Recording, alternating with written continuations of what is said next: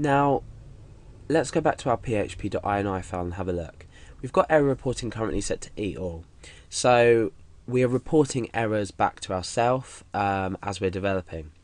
Now, what happens if I want to report errors, strict errors, for example? Well, this doesn't include e-strict. So what I can do is I can specify to say and e_strict.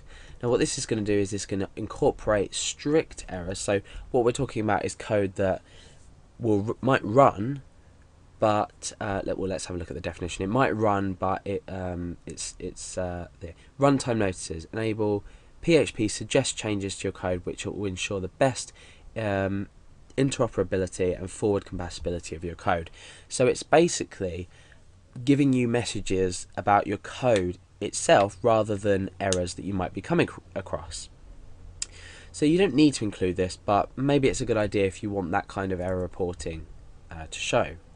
However, we've used this ampersand here, but what we can do is we can say, let's say E-all, and use this symbol to say, well, we can say ampersand as well. We can say not including E something else. So we could say not including E notice. I've just noticed as well this example is actually written up here. So yeah, I wasn't looking at it, but coincidence. So error reporting E-all and E notice. So what you could do is you could specify it like this, which will show all errors except for notices and coding standard warnings. So it's not going to show it's not going to show notices, and the coding standards warning is the e-strict part of it. So remember, E-all doesn't show e-strict. Now, if you wanted to show code standard warnings, so coding standard warnings, sorry, you could just do this. So you've got e-strict here. So it's up to you what level of output you want. You can mess around with this, and once you've got your application maybe built a bit bigger, you can turn this on, have a look. I mean, and keep it on anyway, but it's a good idea to fiddle around and see what you can come out with on this. Especially if you're getting a blank page, you can change this to say just E-all. So when you finish developing, on your web server, you should probably always turn this off.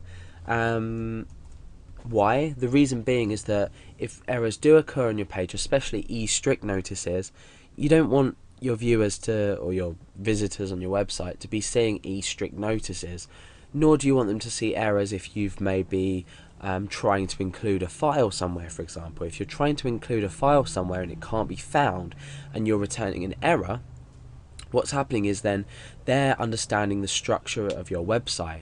So for security reasons, it's probably best to turn error reporting to 0, either on your local or web server when you release this to the public. So if you say have paid hosting, you might not be able to get access to php.ini.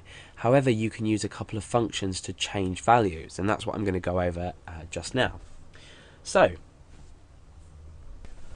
what happens if we want to dynamically update this value inside PHP?